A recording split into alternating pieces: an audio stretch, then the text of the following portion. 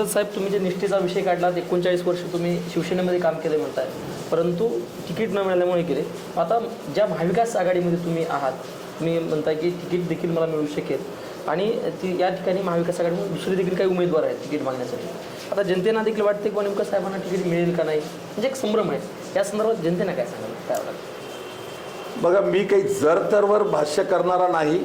माझ्याकडे कुठलीही गोष्ट कॉन्क्रीट पुराव्या असल्याशिवाय मी बोलत नाही. आणि म्हणून ज्या बाबतीमध्ये माझ्याकडे पुरावा आहे तेवढंच मी जनतेला या ठिकाणी सांगेल.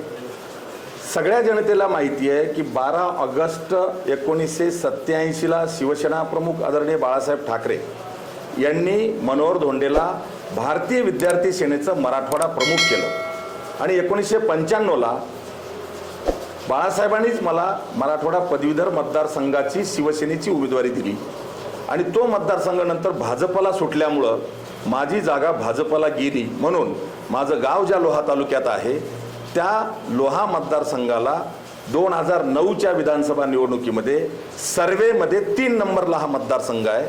कोण्याही उमेदवाराला शिवसेनेची उमेदवारी दिली तरी तो निवडून येणार नाही आणि म्हणून तो औरंगाबादहून तुझ्या गाव असलेल्या लोह्याला जा आणि तिथं निवडणूक लढ, असं बाळासाहेबांनी मला आदेश दिला आणि 2009ला शिवसेनेची उमेदवारी मला या ठिकाणी दिली.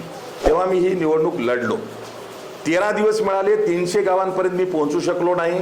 आभाळ फाटलेलं होतं, पक्ष शिल्लक नव्हता. तोही 10 वर्ष आमदार असलेल्या व्यक्तींनी गायब केला होता. भगव्या दस्त्या जाळल्या होत्या, वातावरण कलुषित होतं. अशा याच्यामध्ये मी ती निवडणूक लढलो. कमी मतं पडले पण मी हारलो नाही. निवडणूक जरूर हारलो पण मी चळवळीत काम करणारा कार्यकर्ता आहे. हार जीत यापेक्षा तत्वनिष्ठा आणि विचार याला प्राधान्य देणारा मी माणूस आहे. किंवा पद, पैसा, प्रतिष्ठा याच्यापेक्षाही मी नीतिमत्ता, निष्ठा, तत्व, विचार आणि विकास याला महत्त्व देणारा व्यक्ती आहे. आणि म्हणून निवडणूक 2009ची लोहा मतदारसंघातून हारल्यानंतर सुद्धा मी लोह्याला शिवाजी चौकात आणि कंधारला बसस्टँडच्या समोर आजपासून 15 वर्ष अगोदर माझं संपर्क कार्यालय सुरू केलंय. मी कुठल्याही पदावर नाही तरीही मनोहर धोंडेचं दोन्ही तालुक्यावर 15 वर्षापासून संपर्क कार्यालय आहे. आणि या तालुक्यातला कोणताही अडला नडला गोरगरीब, दीनदलित, आदिवासी, दलित किंवा ओबीसी किंवा कोणी जरी आला, शेतकरी, कष्टकरी कोणी जरी आला, ज्यांनी मला काम सांगितलं त्याचं मी कामच करून देत आलो. मी हजारो लोकांची कामं केलेली 15 वर्षामध्ये.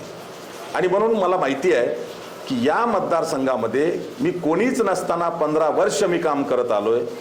आणि ज्यांना जनतेने निवडून दिलं, 10-10 वर्ष आमदार केलं, त्यांचं तोंड सुद्धा बघायला मिळत नाही. संपर्क कार्यालय हा तर फार कल्पनेच्या पलीकडचा विषय आहे.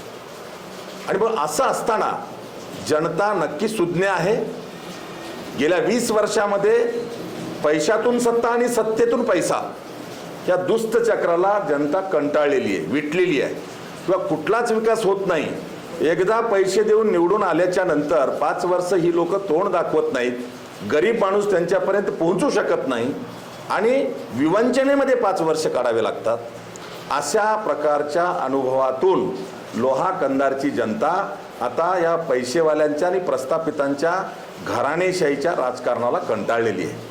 त्यामुळं मनोहर धोंडेसारखा चळवळीतला कार्यकर्ता नक्की या ठिकाणी जनता स्वीकारेल यावर माझा विश्वास आहे. मी जनतेला सांगत आलोय की आपण आढावा घेतला देश स्वतंत्र झाल्यापासूनचा, तर देशाला स्वातंत्र्य मिळून 77 वर्ष झाले. या 77 वर्षामध्ये जर 2 आमदार सोडले, 5 वर्ष सन्माननीय ईश्वरराव भोशीकर आणि 5 वर्ष सन्माननीय गुरुनाथराव कुर्डे, हे 2 आमदार जर सोडले तर 67 वर्ष या लोहा कंधारमध्ये आमदार हे पद फक्त 4च घरामध्ये आहे. 5व्या घरात गेलं नाही. असं कोणी समजण्याची आवश्यकता नाही की आमदारकी किंवा सत्ता मराठ्याच्या घरात आहे. बिलकुल नाही. माझं स्पष्ट म्हणणं आहे की ही आमदारकी फक्त 4च घरात राहिली.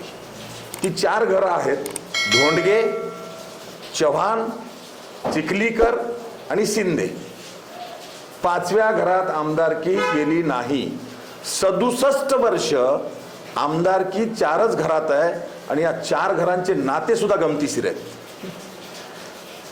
त्यातलं चिखलीकर आणि शिंदे हे दाजी भाऊजी, बहीण भाऊ.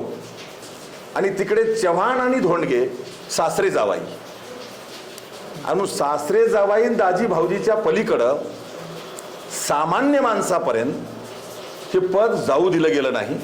थोताण गप्पा मारायच्या, थापा मारायच्या, आमिष दाखवायचे, धमक्या द्यायच्या आणि त्यातून जनतेला वेटीला धरून हे पद भोगायचं काम 67 वर्ष ज्या 4 घरांनी केलंय. मी नम्रपणे या तालुक्यातल्या, दोन्ही तालुक्यातल्या मतदार बंधू भगिनींना विनंती करणार आहे की बाबांनो, आपल्याला खरंच विकासाकडे जायचं असेल तर ही 4 घराची, प्रस्थापित घराण्याची घराणेशाही संपवा. या 4 घराच्या बाहेरचा जो योग्य वाटतो त्याला निवडून देऊ द्या, हरकत नाही. पण 4 घरं जोपर्यंत बाजूला सारले जात नाहीत, जोपर्यंत ह्या 4 घराण्याची घराणेशाही लोहा कंधारच्या मातीत गाडली जात नाही, तोपर्यंत या मातीचा विकास होऊ शकत नाही.